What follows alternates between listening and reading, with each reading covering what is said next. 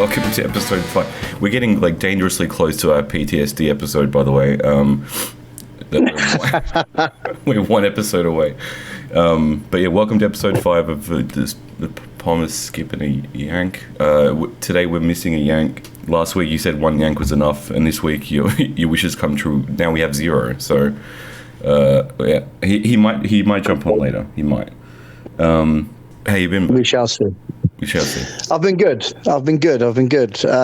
Feel like I've dedicated a lot of time to cinema this week, which we'll dive into a little bit in our what we've been watching section. Sure. So yeah, I feel like I'm owed a debrief, for want of a better phrase. Nice. But yeah, I'm well. How are you doing, Nice, my man?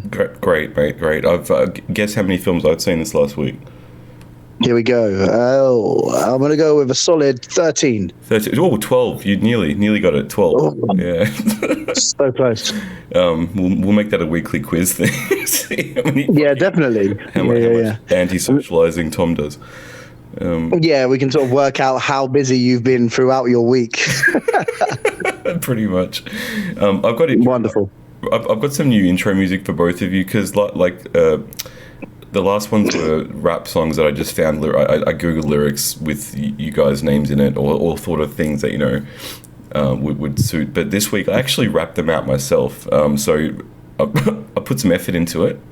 They're fucking terrible. This is dedication, man. This is dedication. I love it. Right. I mean, this is my life now. So so I'm gonna even though Malcolm's not here, I'm still gonna play his. So. This is really embarrassing, but I'm just going to do it anyway because, like, fuck it. Why not? It's not embarrassing. Never stop doing things like this. Fair enough.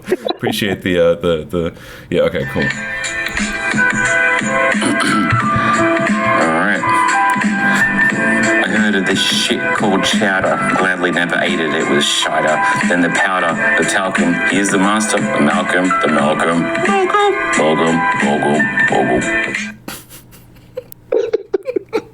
That is phenomenal. That is phenomenal. Jesus. Okay, clearly I wasn't entirely sober whilst doing it. Okay, so here's the one for you, mate. Yeah, and you're welcome in advance. All right.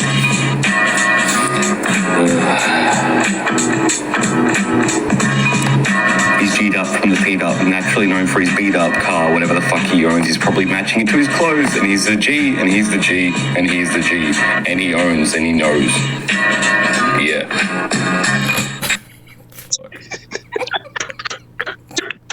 What do I own and what do I know? Is the I don't know.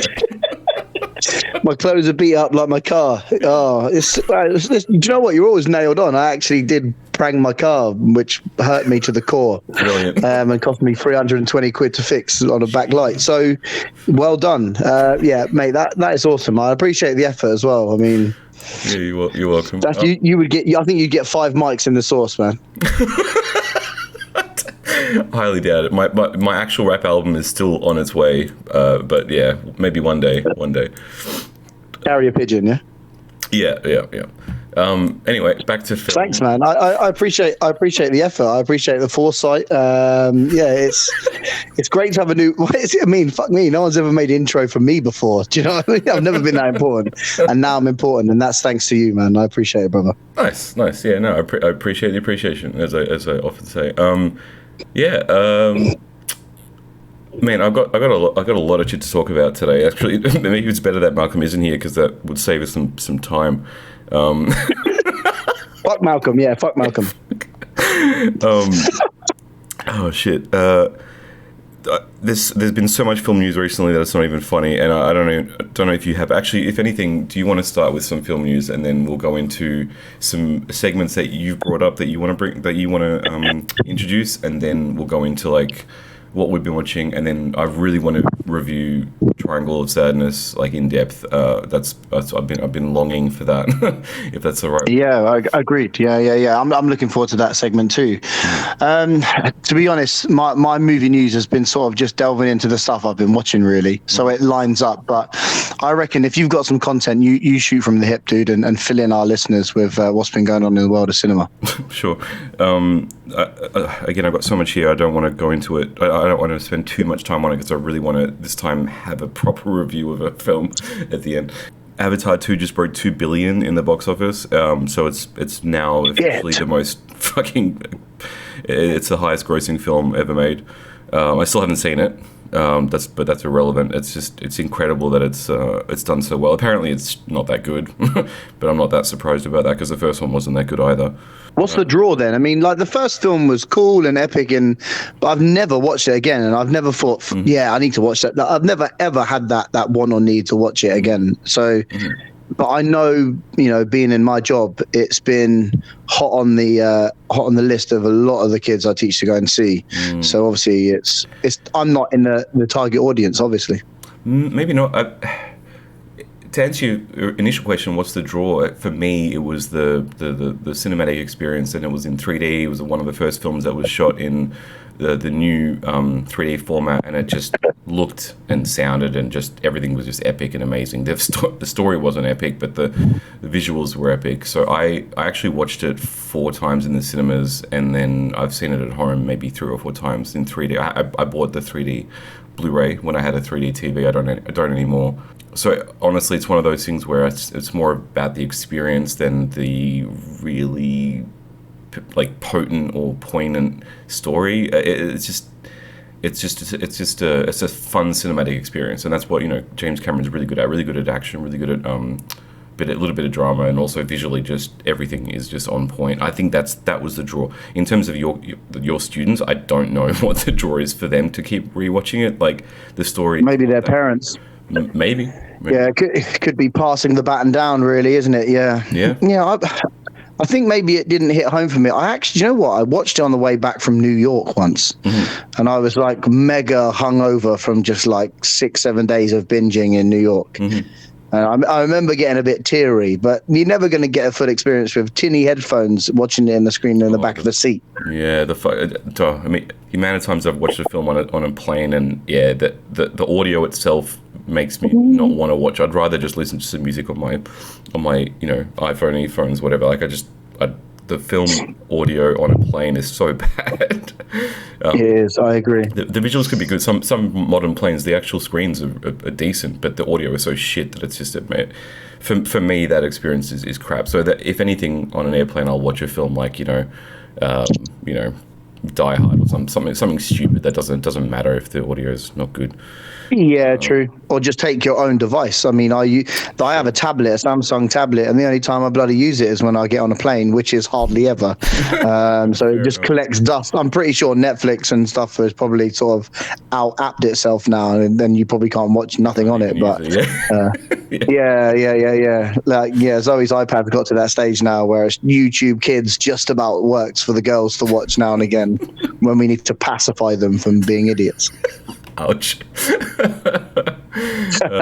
Well put, though. Well put. So we've gone a little bit past what I don't want to spend too much time on this shit because I really want to get into some deep diving. But I wanted to maybe we'll wait for Malcolm maybe for this one. But I wanted to talk about why film is so important to us, and by us I don't just mean you and I and Malcolm, but to us as a society. And I think that that's something that both of you could give some extremely poignant input to. Do you? Yeah, that'd be cool. Yeah. Do you want? Should we wait for him, or should we just talk about it now?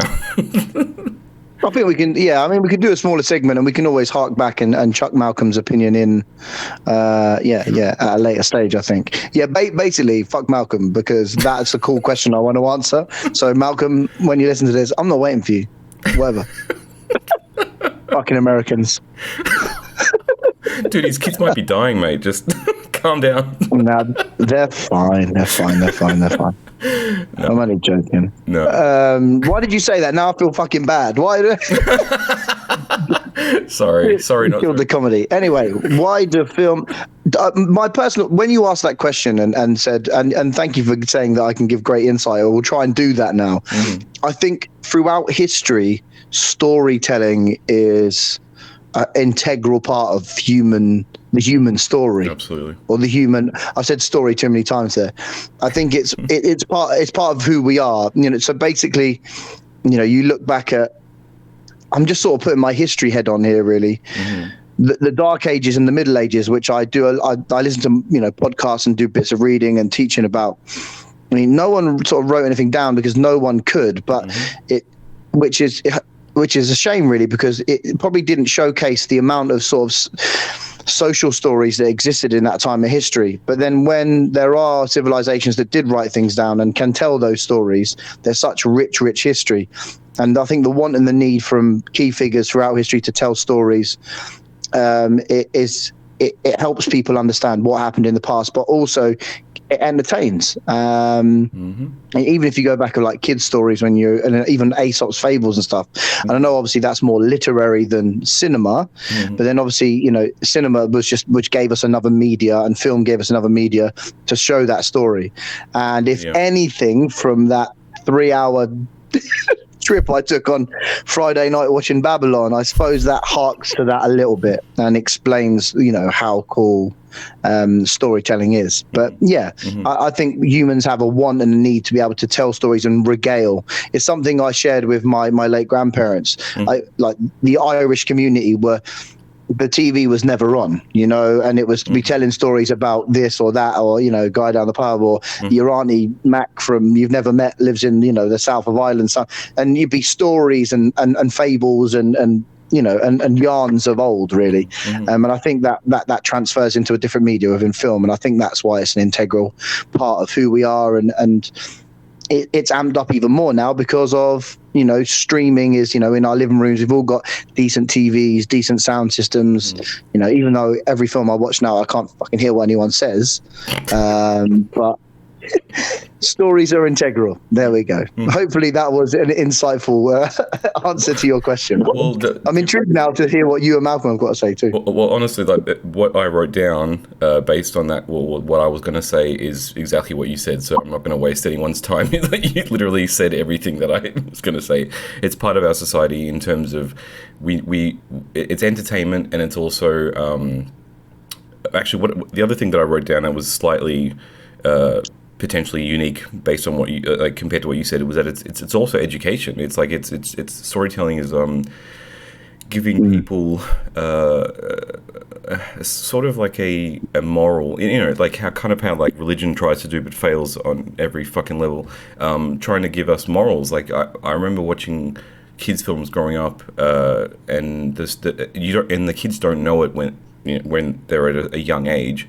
But a lot of the kids' films that I was watching growing up, like looking back on them and rewatching them, they teach us how to be good people and how to be loving and kind and all that. So yeah, beyond the fact that we just want to have stories told, even like you were saying, like caveman days, it was all word of mouth in a lot of places.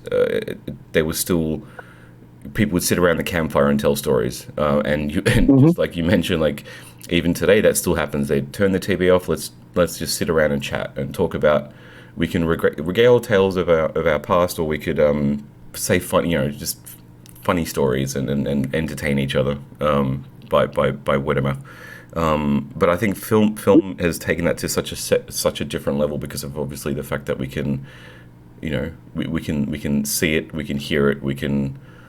Almost feel like we're there in the room with the actors at certain points. I think, and obviously to me, film is more important than it is to a lot of other people. But that's irrelevant. I think film is really it's the next level of, or the next medium of storytelling that's just taken it to the next level. And there's certain directors that are pushing it more and more and more with technology too, which I think is fantastic. James Cameron's just gone fucking mental with what he's doing, and I think it's great. So yeah, he's always pushed the envelope. To be fair, he's quite a visionary, isn't he, in what he does? Exactly. But you know, even the technical things that he does, it's not necessarily just the art and how it looks. It's how it's done as well, which is cool. Yeah. I mean, you know, so. In your opinion, what does the future hold? Where do we go in 100 years? Where do we go in 200 years? Virtual reality. So yeah, I would say so too. Yeah, and films like Ready Player One, books. Sorry, I really fucking hate the film that Spielberg made of the book, but films like Ready Player One give that as a really good example, because people will be living in VR soon, not because necessarily the planet's dissolving, you know, physically, and which it is, but let's just put that aside. VR is going to be where people are going to be watching films, but they're going to be watching it together, so they're going to feel like they're innocent. And I've already done it. Like I had the Quest 2 and I had the PSVR set. It got old after a while, so I sold them. But like I could sit in a theater and watch a film or watch something on YouTube in my headset with people around me, and I could hear them. We could talk together. And I think that the cost of living is going up, cost of gas is going up. People are going to be wanting to do that more, like having that social experience, but with technology. And that sounds kind of sad in one aspect, but I think it's where it might be going. I might be wrong. We might. No, I think you're spot on. Yeah, I think Ready Player One is the go-to reference, isn't it? Really, because I know that obviously the book captures the film. The book and the film are very different, mind you, but but in terms of a visual sense of what it is, sitting in your multi-towered caravan, you know what I mean, getting tug jobs from your favorite porn star while your dick's strapped into a rubber hole, that's sadly where it's going to go. I'm in. Take my money. It's just the Fry from the Fry meme. Take my money. I agree though. I think that's the next jump. I think, will I see it in my lifetime? I mean, I remember when the Netflix VR app came out and you could sit in a log cabin, but that was just a bit of a solo mission. I've not really messed around with VR too much, and the times I have, I've just felt so sick. That's the problem. I was the same. I need time.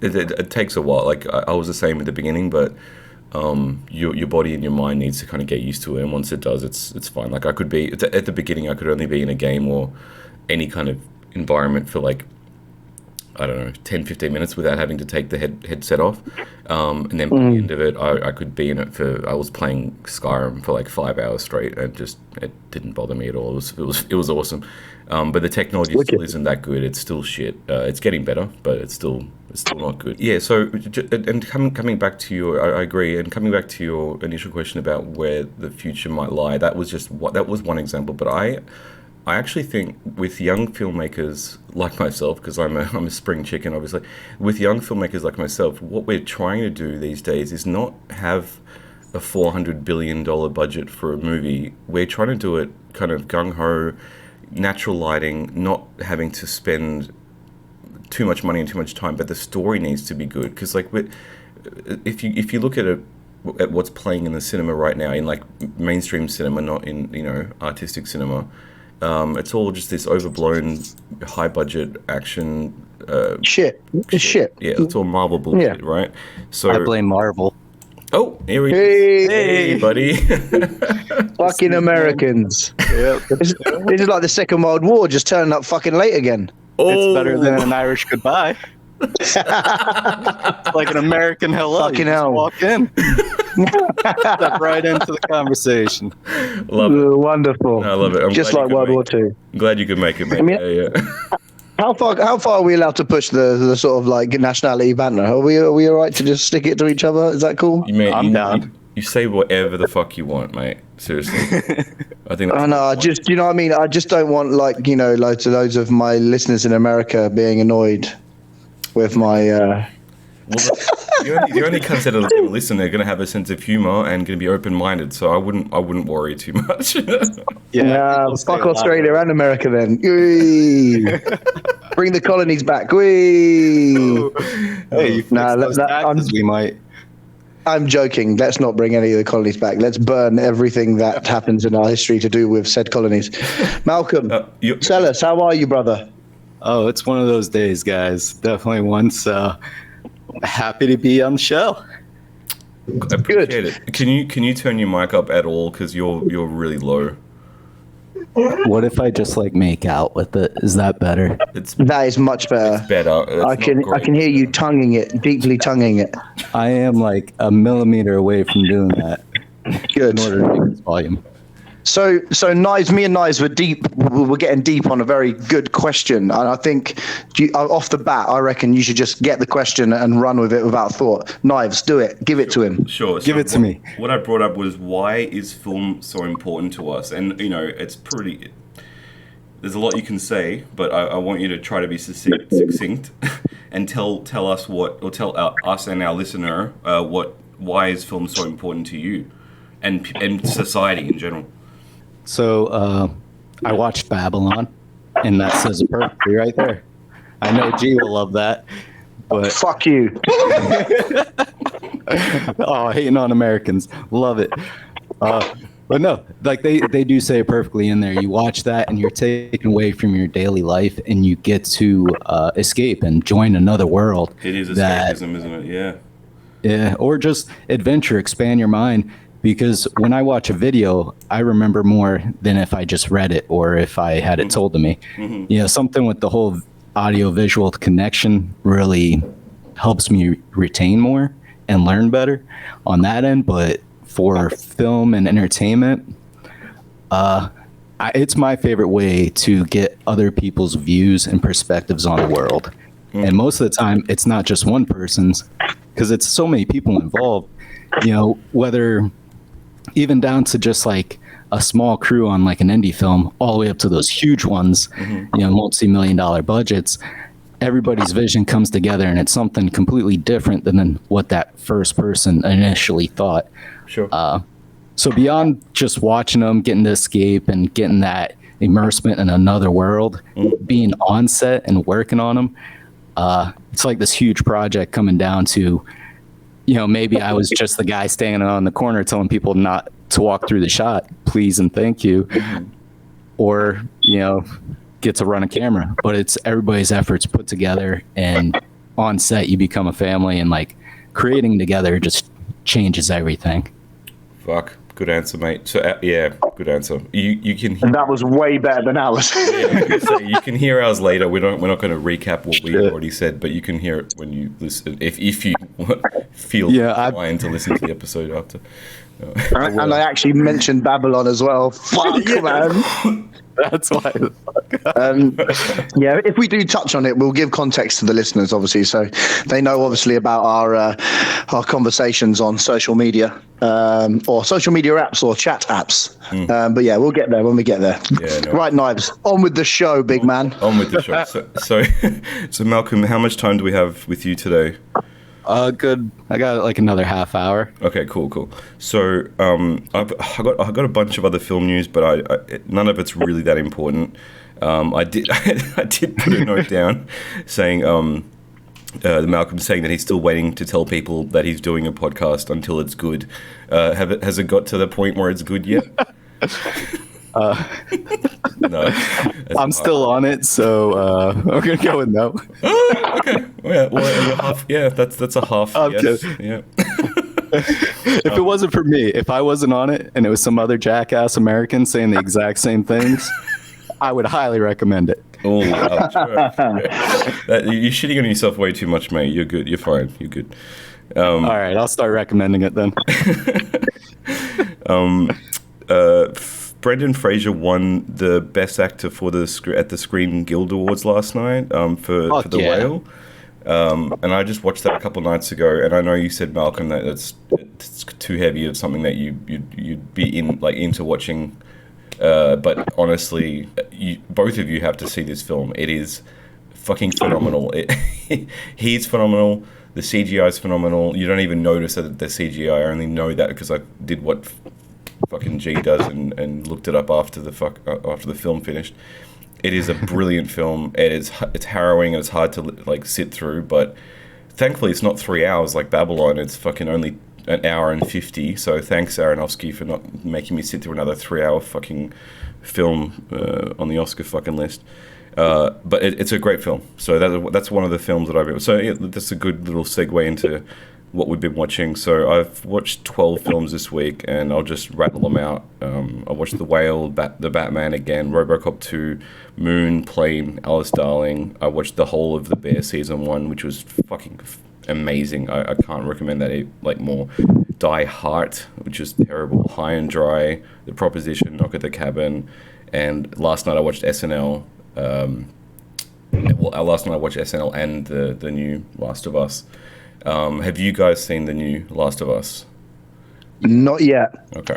The joys of us recording on a Monday night, GMT obviously, is that it's usually my slot to watch Last of Us, and then obviously it gets too late, and then Zoe gets back from netball and it's like she's tired, so it's this Tuesday night thing. But sure. I'm going to watch my beloved Luton Town football tomorrow, so not soccer, Malcolm. And then so it's going to be Wednesday for me. So yeah, I'd appreciate no spoilers as per, but I know you guys are good with that. I would never do that. Yeah, I'd never do that to you.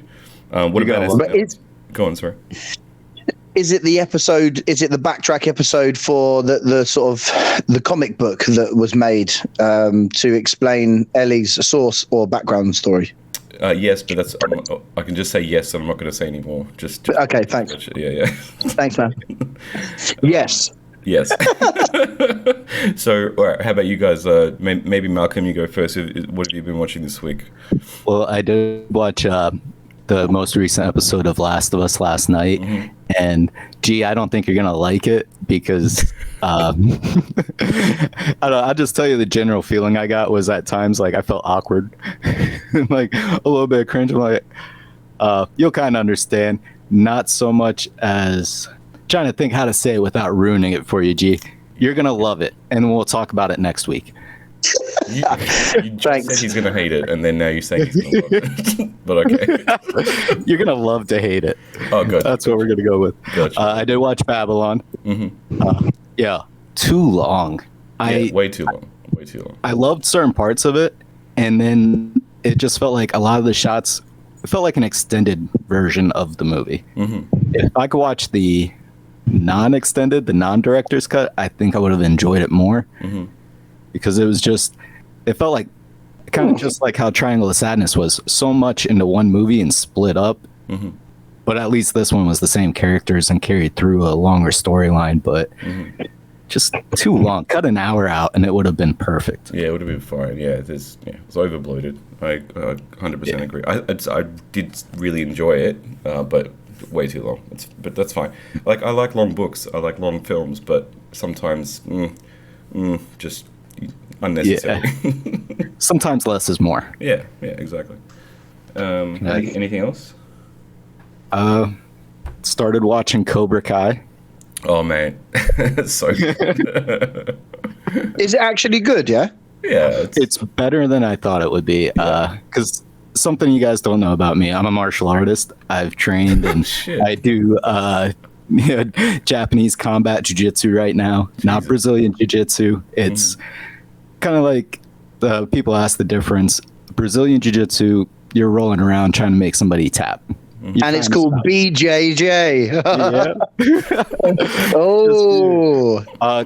My brother-in-law loves a bit of BJ. BJ's just not the extra J involved. Oh yes. Different. His ears are seriously fucked up from it as well. Pure cauliflower ear. Yep. I don't have that yet. Thank God. Yeah.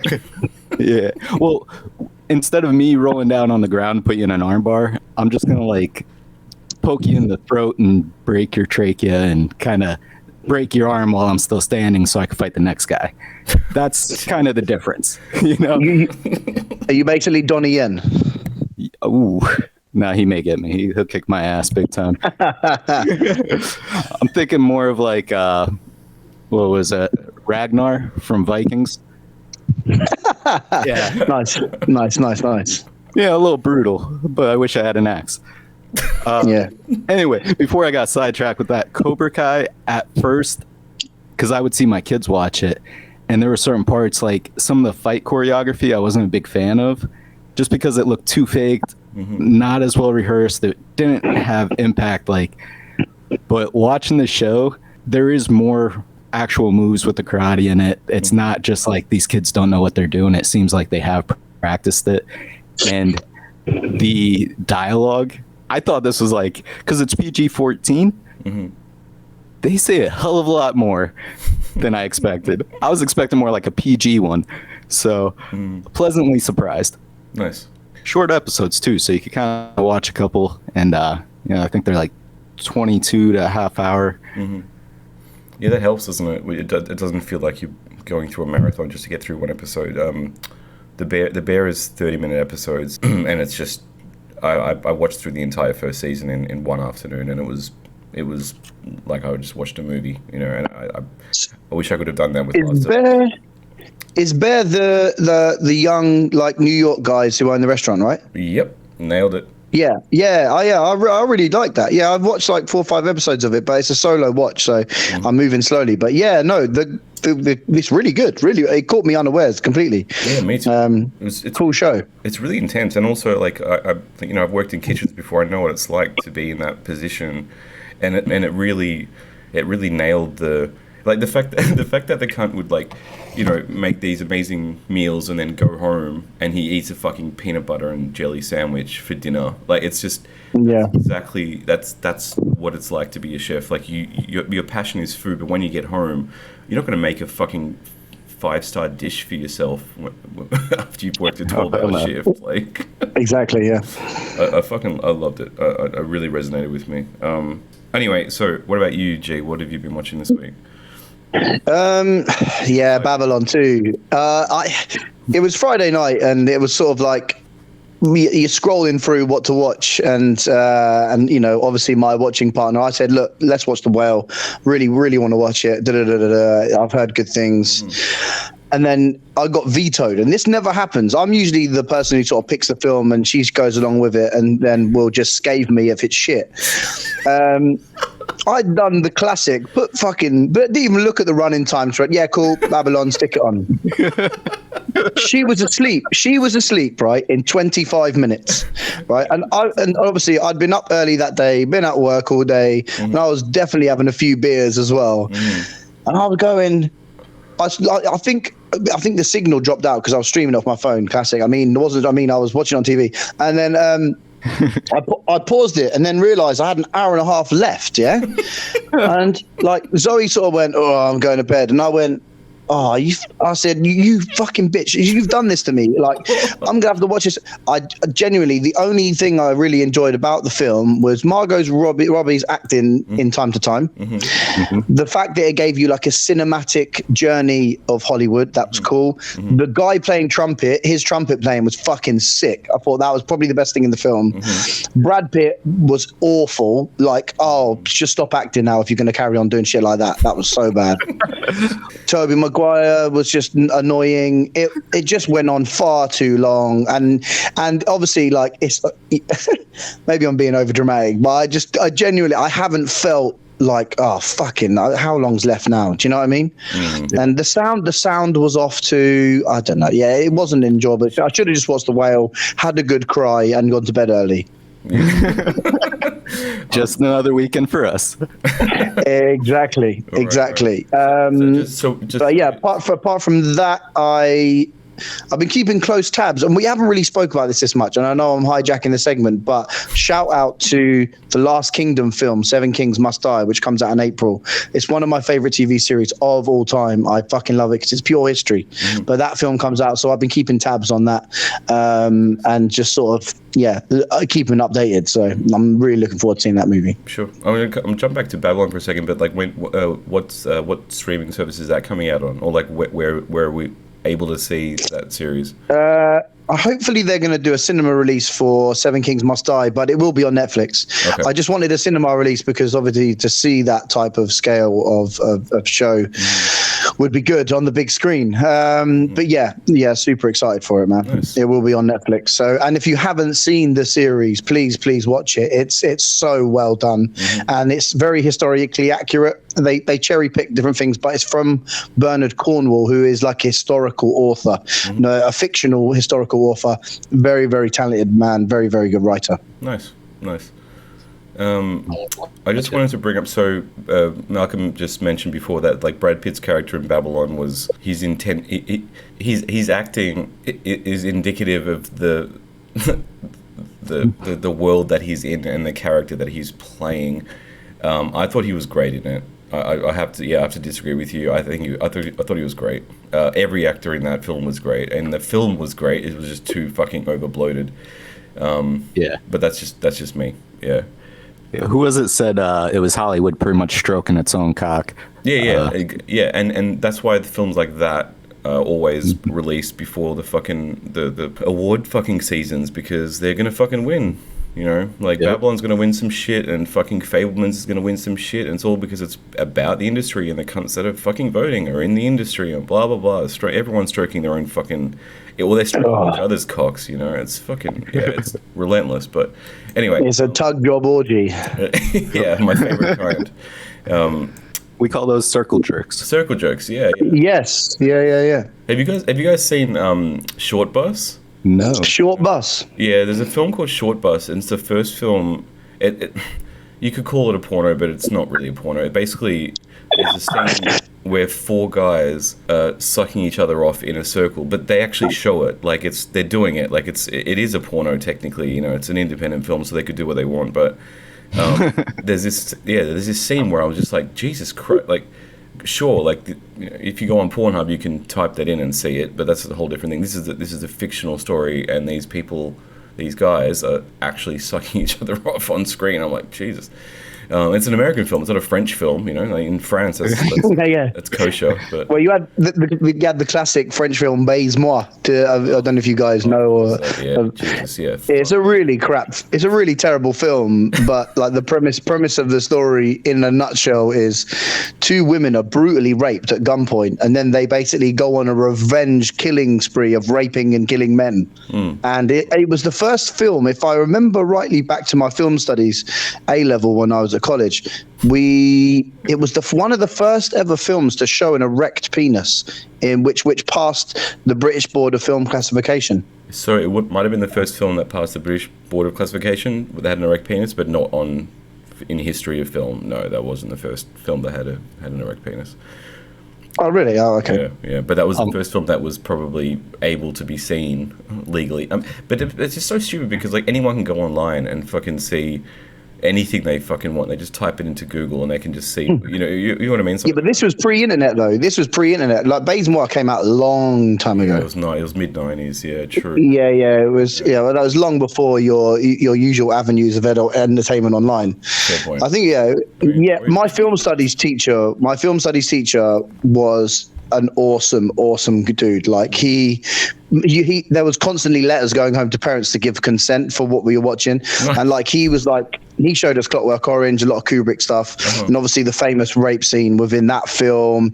I was sort of exposed to all that, and then we did a whole project on fan of rape. Then clearly, it's all he's showing you is rape films. Yeah, maybe he was just really rapey. Yeah, he was just well into that. And he actually did show us all the original Evil Deads. You know, like where the sort of like thumbs in the eye sockets and stuff. I think we actually just studied that I don't know how films got banned basically, and how things were banned for so long, etc. But yeah, anyway, I'm reminiscing of my younger days. No, that's cool. That's really cool. But I'm going to cut you off because Malcolm's only got 13 minutes left, and I really want to get into a deep dive into Triangle. If you guys are happy with me, let's go. Hard cutting to that. So actually, hard cut from the rapes. Gotcha. Yeah. Fuck. Story of my life. No, so maybe Malcolm. Malcolm, do you want to start off? Not necessarily going too deep yet, but just do you want to tell our listener how what the film is about? I want to hear your opinion as to what the film's actually about. One thing I did enjoy about this film that was different than some others. A lot of times you get films like this where they show, that upper class entitled, pricks being dicks and just rude and shit to all the help.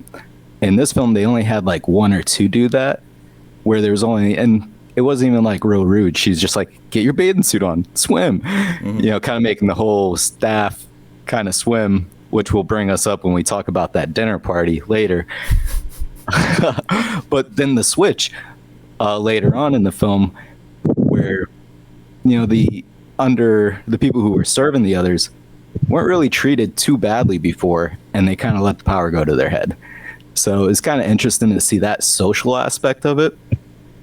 But the whole film was based around this couple who are models and influencers, and just happen to get into this crazy predicament or situation with a bunch of other wealthy people on this cruise they got to go on. Pretty much is the main basis of it. But it's funny how they kind of just leave off that couple in the middle of the second chapter, so to say. When everything starts going crazy, like I don't remember seeing them at all until the island. No, true. It was so funny and so crazy, and this was a fucking 3-hour film too, if I recall correctly. But I didn't feel it being a 3-hour film, as opposed to Babylon, which I was like, halfway through, I was like, oh, for fuck's sake, like, can we just end this? I enjoyed it, but I still was like, can we just end it? But Triangle, I fucking loved every second. Anyway, sorry, I cut you off. Well, no, you're good. I was gonna say I did like that there was a lot of kind of like subtle humor that, like that couple that did the grenades. Oh, the quote, because I wrote this down. She's like, oh, this is one of ours, and then the fucking thing blows up. It's like, we made this, and it's killing us. That's brilliant. Like, that is brilliant fucking humor. Especially when they went to those action scenes that, like, the biggest action, and you think when you're writing a script or producing it, planning how you're going to make this film, you're like, well, shit, do we have a budget to have all these actors, all these guns, explosions, damage this, damage that? Like, well, hey, why don't we just go to a wide shot of the boat and just show a little bit of shit blowing up and something falling in the water a couple minutes later. Brilliant. Yeah. I know, G, that you didn't enjoy it, and that you did say you wanted us to maybe potentially change your mind about it. So there's some other things that I'm going to bring up that I thought were fucking brilliant. The end of the film, the ending that you didn't like the last 40 minutes. You said I think the fact that the story turned to the fact that the servant, essentially the lowest rung of society, as the film kind of pointed out, became the fucking hero, became the captain. The captain. That in itself, like, I've never seen that on screen before. Like, I thought that was so fucking well done, and the fact that she's fucking this guy, and then but that was too unbelievable, though. That was stupid. Like, this young model would have sex with this like old Malaysian cleaner. Like, that was stupid. Yeah, but if you look back at the, because I had a question about that. I wondered, that scene where they're at the fire pit, the very first night he gets to spend the night in that lifeboat, is like there's eye contact between him and his girlfriend, him and the captain now, and that connection. So, and then they show him run back to her and show that the whole reason he's doing that and being her little bitch is for his girlfriend. Yeah. So exactly. she still has him wrapped around the finger, and they're just playing the game and manipulating, and she's showing them the ropes. Mm-hmm. Yeah, well put. Yeah, how to use your body. Yeah, exactly. Coming back to the modeling, so I think, you're saying that it's unrealistic. I think that if you're in that position where you had the ability to potentially, survive longer and even help other people out and sleep with someone and, have some comfort when you're fucking struggling and you've never struggled your whole life, like people do desperate things in desperate situations, and that's exactly what that woman was doing. She knew that she had the power because she knew how to build a fire and knew how to fucking... Yeah, she knew how to fish. Yeah, exactly. So she was using them, they were using her to a degree, or he was using her. And then that final scene, I'm gonna have to bring it up because it's just this is what closes it for me. The final scene where she basically knew that if these guys were able to find or get back to society, she would lose all her power. You know, she would lose everything, and she would go back to being a servant again. That was fucking harrowing to me. I really that really like spoke to me. I thought that was brilliant. Yeah, that's a good point. I agree. Did she really hit her? What's that? That's the question I was wondering. Do they really show enough to lead? Does she really take her out?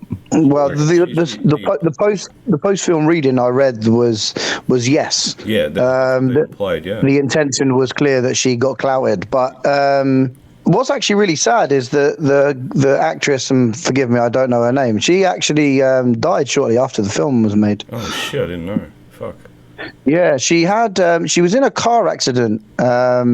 This is me, a classic IMDb, like straight after the movie. She was in a car accident and had like a problem.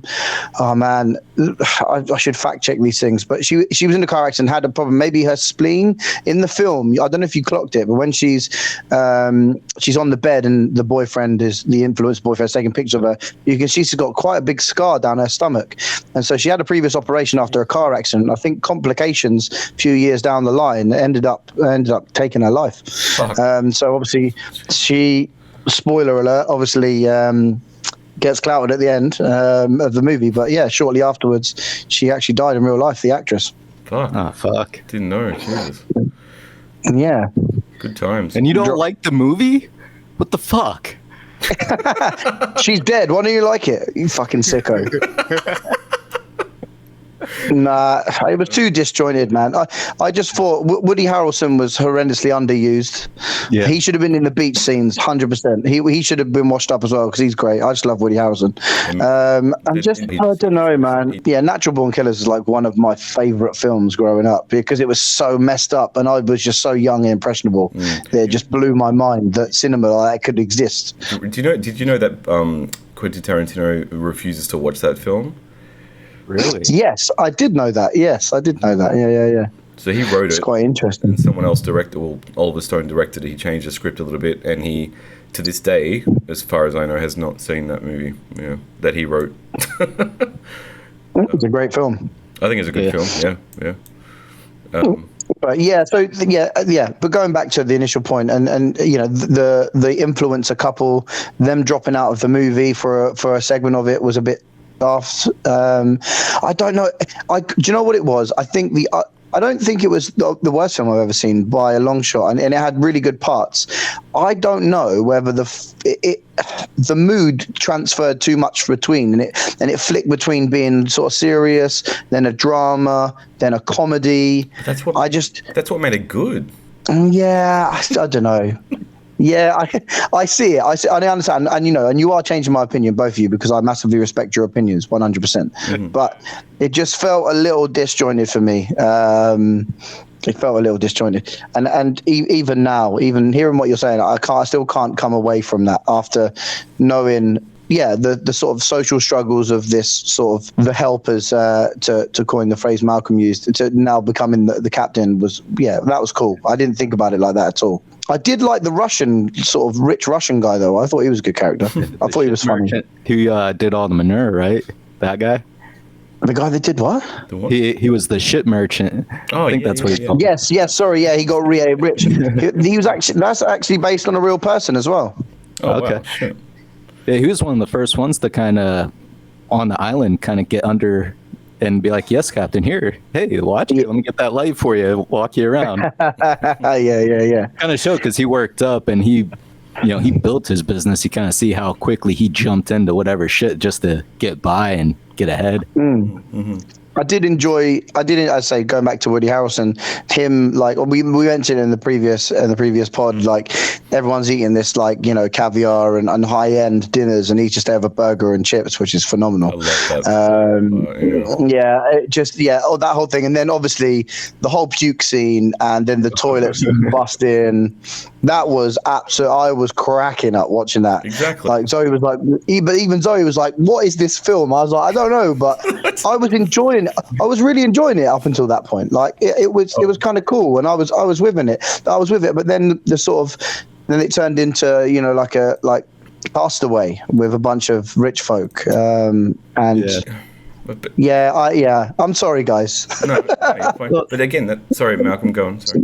I was just going to say, it's kind of a lot more films are starting to play around with the different genres, and they're not just sticking to one or two, but bouncing around. So this is a good example of one where they kind of split it up by chapters or acts, and that's how they're going through it. But on the dinner scene, I was going to say it was the Russian wife's fault that everyone was shitting and puking, because remember the chef was like, well, this is all going to go bad, and they still served the shit at the dinner. So yeah, true. One problem I had with the dinner is everybody's leaning, and they added a camera rock to the I think in post, because everyone's leaning one way. They did, yeah. Again, yeah, that was something else I read. Yeah, you're totally right. That was all done in post-production. That I didn't like that, because that's one thing I grabbed right away is I think about camera movements, the rigs, how they set everything up. And I was like, well, shit, I wish they would have had the camera still and just built a rocking room where the water would have moved. They would have rocked back and forth. Yeah, because you don't just lean one way the whole time. Well, some people do, but that's personal choice, I guess. True. And speaking of that, the actual vomiting, I was impressed that they actually... I have this thing where, there's a lot of films and TV shows where the actors or characters vomit, and all they do is go bleh, and they just like have some like eggnog in their fucking mouth, and they just spit it out, and it's not realistic. At least in this, they put some effort in to the CGI with the vomiting, and it looks like they're actually vomiting. I thought I was impressed by that, because I'm so sick of movies and TV shows where when someone vomits, they just go over a sink or go over a bin or a trash can and just go bleh. And I'm just like, oh, that's not how people vomit. Vomiting is like a very visceral gut thing that comes out. It's not just like bleh, like something in your mouth, I'm sick of sick of seeing that. Go on. I want Margot Robbie coming back into the party kind of puking. Yeah, exactly. Yeah, true. And actually, that reminds me, there's a film called Slaughtered Vomit Dolls. I'm sure you guys haven't seen it. It's horrible. Have you heard of it? No. No. It's a horror film that some idiot made, and it's basically like people vomiting for 90 minutes on each other. Like it's a sexual thing. It's kind of porno, but it's not. It's a horror film, but it. Fucking hell, man. But they're actually vomiting. I read up on it, and these cunts are actually making each other vomit, and they filmed it over like a couple of weeks, and they were just vomiting like on screen for days. Good film. I thought this was a good horror film, not another short bus kind of film. Both are good in their own measure, but yeah. Anyway, all right, you need to go. Yeah, I think that's fair. I just want to say one other thing about Triangle of Sadness. If I feel like you would have noticed it, Tom, you'll probably notice it now after if you hadn't before.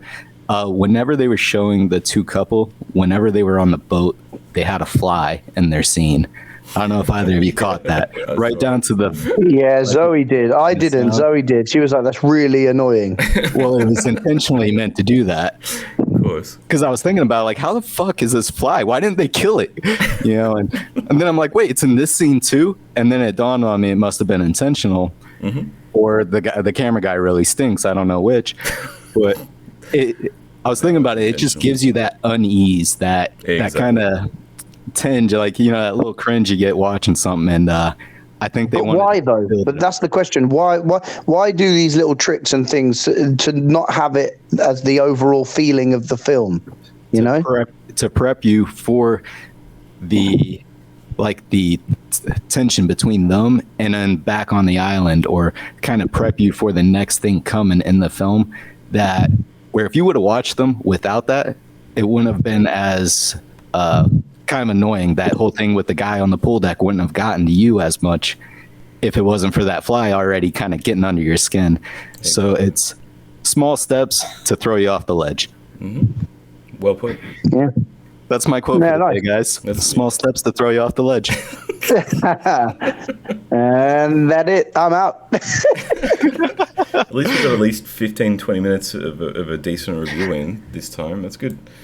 That was a good review. We did good. Yeah, we did good. All right, mate. I'll let you go. G, can you stay on, or do you want to go as well? Yeah, no, I'm good. I can do another 15, 20 minutes. Let's roll. Perfect. That a boy. All right. All right. I'll listen to this all later. I'll talk to you guys later. Awesome, mate. Thank you for. I know you had shit going on today, so I appreciate your time, mate. Appreciate you guys. Enjoy. Goodbye, Malky. See you, Love you. Love you, guys. Love you, man. Oh, nice. That was unexpected. A good visit from the Yank himself. Yeah, I honestly didn't think he was going to jump in at all. But I appreciate that he made that effort because we've all got shit going on, and I mean, fuck. Yeah, man. I've slept 3 hours tonight, so I'm fucked. But yeah. There's 5 minutes left on this. Sleep is important. Sleep is important. I've heard that. I haven't seen evidence of it. So funnily enough, so the Yank that I was referring to last week, the Kiwi that has a Yank accent, who's a skip, just to be convoluted, she's actually coming to meet me this morning in like 20 minutes. Nice. She's driving from Sydney to move to a place up in Queensland, and I said to her as a joke, I was like, if you get here early enough, you can actually join us like live on the podcast. But yeah. Oh shit. She's not doing that. I don't think it's really on her agenda right now. No, fair. That would have been funny. Yeah, so this is our after hours episode, I suppose. The end. Late night love. Late night love. Well, for me, not so much for me, sadly. But what's is there anything else that you wanted to bring up about triangles, or should we just move on to some other shit?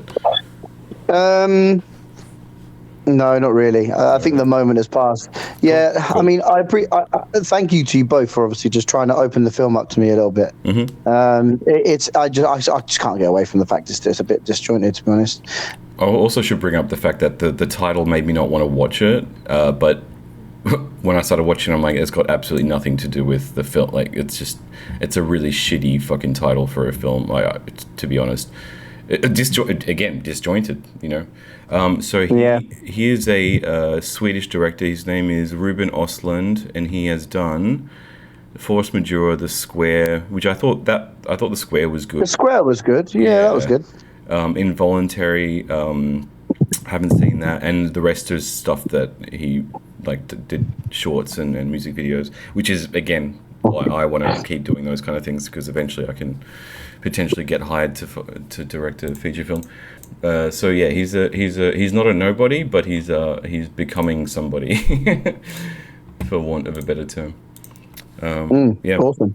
I wanted to bring up a couple other things quickly. Gran Turismo. There's a film been announced that's based on the game Gran Turismo. Now I don't know how you feel about that, because. What? Like, from what I know about Gran Turismo is just like a racing simulator, right?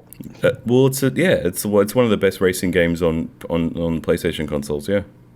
So, I mean, Need for Speed, yeah, I get it, because that has always got like a cheesy, shitty storyline. Mm-hmm. But this is just like getting a car race around the Nuremberg ring. Like, what? Yeah. How can you have a story attached to that? Well, yeah, I'm interested now. I'm intrigued, definitely. Yeah, so am I. Dude, I'm gonna watch it. Like, hands down, I'm gonna watch it. There's no questions about that. But I'm all day, yeah. All day. But just like they're fucking running out of ideas. I think this is why I like films like Triangle and The Whale and Babylon to a degree, because like at least they're trying to do something slightly original, because everything else in the cinemas right now is fucking, you know, regenerated fucking bullshit. Just nonsense. But that's fine. You know, the younger generation don't really appreciate the storytelling that we grew up with, especially because a lot of them don't read. And tell me that I'm wrong. Please tell me that I'm wrong. But kids don't read as much as they used to when we were growing up. I think it would surprise you how many kids do read still. Mm-hmm. But I would say no, they probably don't read as much as maybe we did. But hands up, I wasn't the biggest reader growing up. I was I used to read a lot about history and stuff, and I wouldn't sit here and say that I was. And my reading age was always quite good as a kid, and I could read quite quickly. So, which must mean I don't know what that means, but I didn't eat books. My little brother used to read a lot of books. Mum used to read. Dad didn't read at all. He was just like too alpha to read. He's like, what the fuck is a book? So like, yeah, in that sense, yeah, it's kind of strange. But I think you'd be surprised. I mean, that's good. Like you got the Harry Potter generation. We're on like Mark 3, 4, 5 now. You know, these kids are still buying the latest reruns or editions of the Harry Potter books. It's still as big as it once was, and it just gets rebooted. But they're shit books.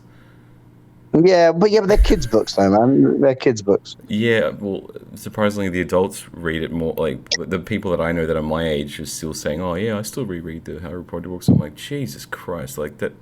They're not good. They're well written book. Like anyway, let's not go into that maybe. But I'm glad to hear that the younger generations are still reading whatever it is. You know, I mean, that to a certain degree, you can actually say like reading stuff on your phone is still reading. You know, like you're reading shit on Facebook, reading shit on Instagram. It's still words.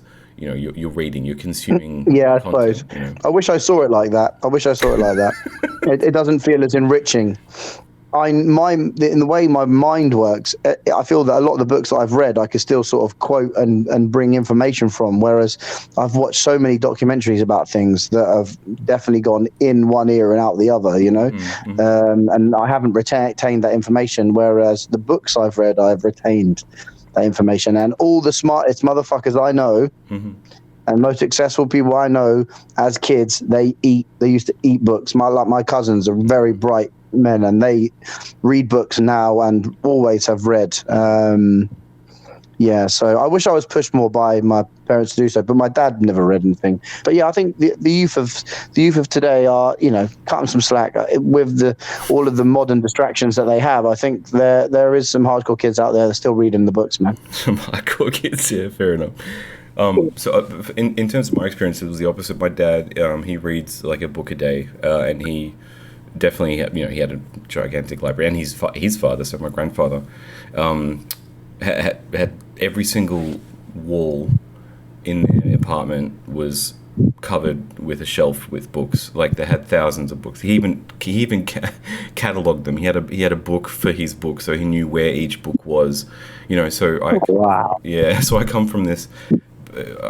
Background is probably not the right word for it, but I come from this like ethos of reading is super important. And when I was younger, I used to also read every single day, and I wouldn't say that I read a book a day like my dad did, but I read a shitload, and that I think kind of ties back into the love for film, because film is also, storytelling is just more accessible. I agree. Easy to get through. So yeah, I think that's where my love for film comes from. And also when I was a teenager, my dad used to, my parents are split, and he used to only get me like one weekend out of 2. That's what the court ordered, which is fucking bullshit, but whatever. So he got me for 2 days every 2 weeks, and in those 2 days we'd go and see films. He knew how much I liked movies, so we'd go and see like 2 films a day, and but at the same time encouraging me to read as well. I don't read as much now as I did that back then, obviously, but I miss it. I really should be reading more, but I just don't have time. I don't know how fucking Malcolm finds time to read when he's got kids and a job and trying to fucking watch films and shit. I just. Before bed, man. That's the only time as a parent you really get. Yeah. It's that bit where the TV goes off and you go to bed and you just sort of sit in bed. And I think I remember Malcolm saying when he was reading the Wheel of Time books that he just like, shit, it's 2 a.m. I'm still reading, which is awesome. And I'm envious. I'm not envious of sitting up till 2 a.m. Fuck that. But I'm envious that he is so engrossed in literacy, which is a beautiful thing. Yeah. I wish I had that hunger to do it, but yeah, me too. I just go on fucking Reddit instead. Yeah, well, yeah. And apparently that's really bad for you, like reading stuff on your phone before bed. Apparently that actually disturbs your sleep. So I've been trying not to do that. But then it's difficult. too hard, man. It's too difficult. Yeah, it's just easy. Yeah, I know. It doesn't feel like it disrupts my sleep, to be honest. I don't get much anyway, being a new dad, but it is what it is, man. Yeah, fair enough. The worst one's when you enjoy your Friday nights a bit too much, go to bed late, and then it's like I can just hear the little one going, "Daddy, daddy," and it's like it's 5:30, man.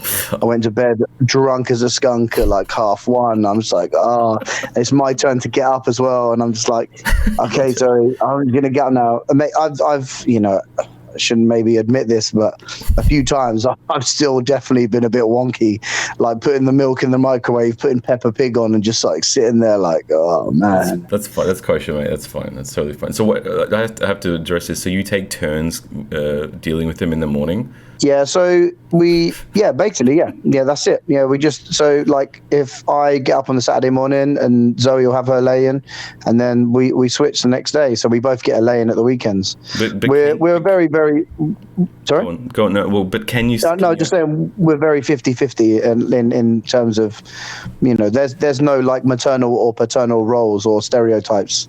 Sure. We've always done it 50-50. We've always liked to do that. And then, but I don't see how people would want it any other way for me, like spending time, whether I'm hanging out on my ass, still drunk the night before, or in perfect working order. It's still spending time with your kids, man. Totally. Well, it's funny you say that, because like we should get back to, but like recently my work has been putting me on my feet. I've basically been walking like 6 to 7 miles a day with my steps. Nice. So I thought that would help me sleep, but I honestly have not had a good night's sleep in about 6 years, and that's getting to a point where that's problematic. Like literally like 2-3 hours a night max, if I'm lucky.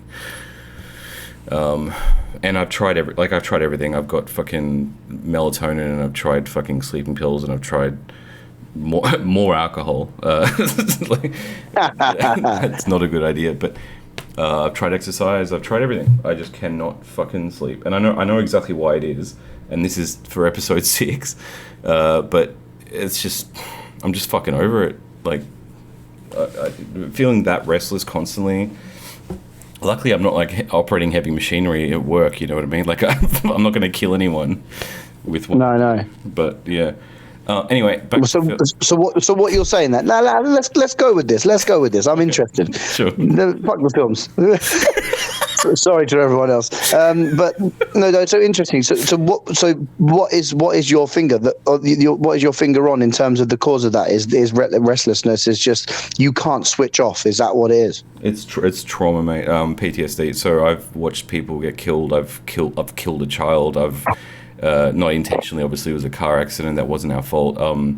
I've lost my wife, lost my dogs, lost my house, lost my car, lost my jobs. I feel like I have nothing. So it's just trauma. It's just trauma from America. Thanks, Malcolm. Fuck. Yeah, just blame Malcolm for everything. So, yeah. Fucking Americans. No, but fucking real, Americans. I'm nearly 40. I've never had trauma in my entire life. I've grown up in Australia. I've lived in Vietnam. I've lived in other countries as well. I've lived in the UK. I've never had anything that was like that could provide PTSD until the first week I moved to that fucking city. I watched a 15-year-old child get shot 10 times in the head and chest, like in front of me. That kind of shit you can't undo, you know. And that was the beginning. That was the first of the shit. And then the hurricanes and the car accidents and the fucking loss of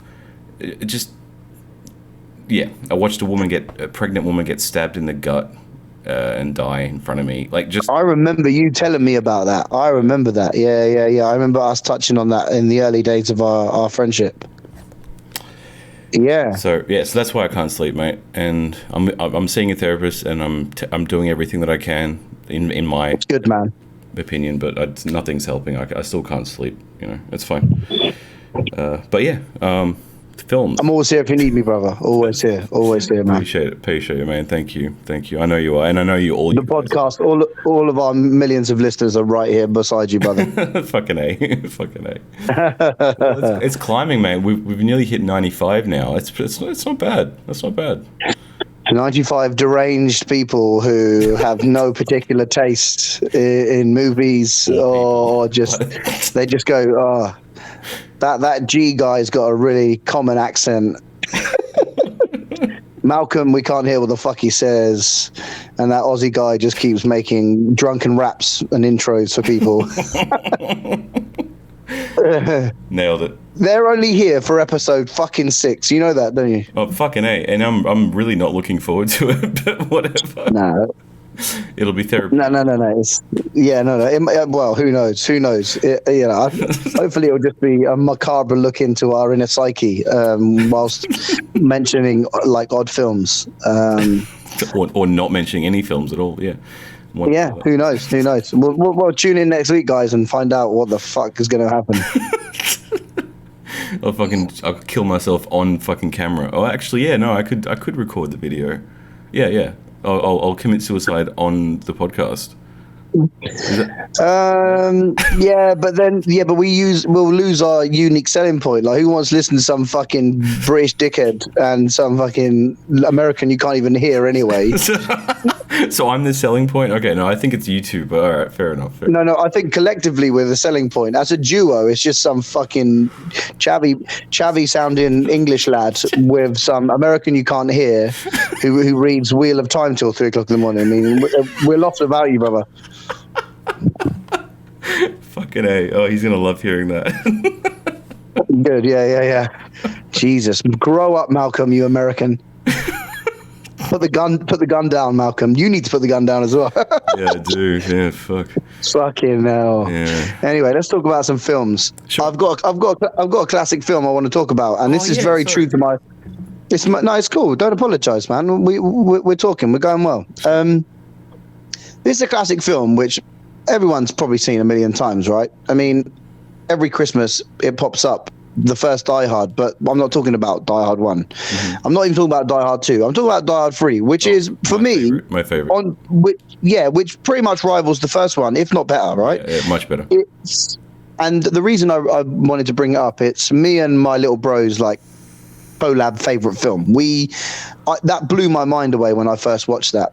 So for those people who are strange and who haven't seen it, we see our favorite protagonist, John McClane, in New York, back in his hometown in Manhattan, and basically a guy from his past or connection to his past.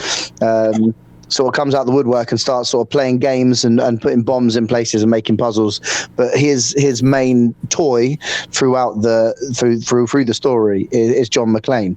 So he sort of gets to fuck with New York whilst putting off a massive sort of gold heist, and whilst putting John McClane through the ringer. And so he's trying to win on all. And it's played by Jeremy Irons, who plays this phenomenal antagonist. Mm-hmm. And the support cast is Samuel L. Jackson. I mean, and it's peak Samuel L. as well. Like, this isn't fucking fat old Samuel L. Jackson. This is fucking Pulp Fiction Samuel L. Jackson. This is peak. Yeah. And Bruce Willis is amazing in it. The story, how it intertwines and chucks you about. The action's good. The writing is good. I think it's one of the most underrated action movies of all time. And it's in fucking Manhattan, and it has all of the prerequisite things that you would see and expect from that type of action movie. Yeah. And even the fucking PlayStation game was good, which was like the Die Hard trilogy game. Yeah, and you drove around in a taxi. Yeah. And it's just like sound clips of Samuel L. Jackson going, "Are you aiming for these people?" But you clap into the people and there's like blood splatting on the windshield. Yeah, I remember that as much as the movie. But yeah, great film. And yeah, me and my brother quote it quite a lot, as much as Commando, to be honest. Nice. Yeah, it's one of those action films that I probably watch at least once or twice a year, like, because it is so. When I want to turn my brain off, but also be laughing, it is one of the best action films ever made, and because it there's no CGI. It's fucking set in. It's filmed in a city where like it's impossible to film action scenes. Really, shit blows up and cars fly through fucking parks, and it's amazing. it's next level. It is. And beyond that, I want to maybe bring up the interesting part about the film was the racial tension between the two, not intentionally, not because of the characters, because the writers wanted to put it into the film. And it's it was released in 92, so it was written in, say, 1990 and shot in 91. And straight away, it's like the first opening, the opening scene is him wearing a fucking a sandwich saying, board, saying "I hate niggers," and it's just like that. Like when I watched this in the cinemas, right, when I was a kid, when it came out, I was like, what's that? I was 8 years old when it came out.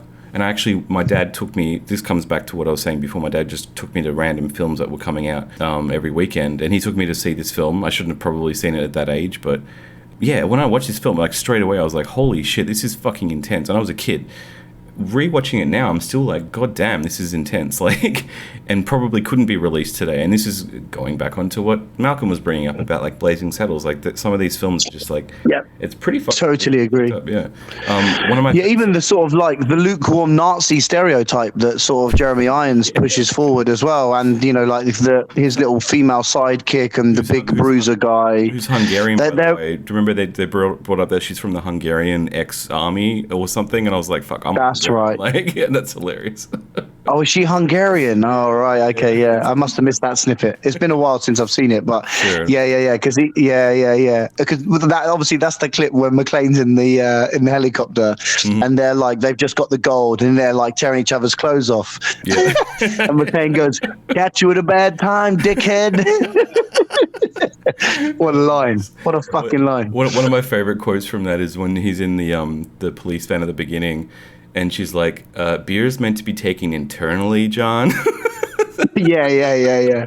Fantastic. Yeah. So good. It's so good. The writing is fantastic. Yeah, and obviously how they intertwine it. They just skip past Die Hard 2 and jump straight back into how it's linked to Hans Gruber. Yeah, perfect. Right. Great film. Yeah. A classic movie, a stone cold classic. And I'm very happy and pleased to be able to talk about it on the pod. Mm-hmm. I think so. I had an idea for the next classic. For me, it's going to be Alien. It's Alien and Aliens. Maybe we can talk about them both at the same time.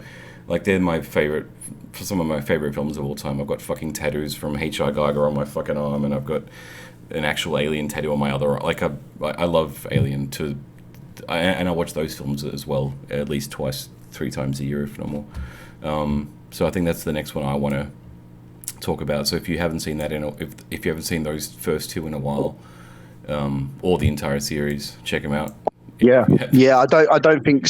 Yeah, sci-fi is a tough watch for Zoe, but I'm going to indoctrinate her. Please do. It's a famous director, and I can't remember his name. Again, sorry, I should have done my homework. But it's called The Vietnam War, and it's an 8-piece documentary about the Vietnam War. No shit, Sherlock. And it's really good. It's really, really good. Have you seen it? Right? Yeah, I've seen it. Yeah. Oh yeah, and it's I've never seen it before. Anything to do with Vietnam, I just love seeing Vietnam on screen. But sorry, go on. I just cut you off. Yeah, and what's great is just like it's funny just to see America fuck up again. Yeah. And when you say Malcolm, Malcolm, your fault. Malcolm, it's your fault. Everything America does is your fault, Malcolm.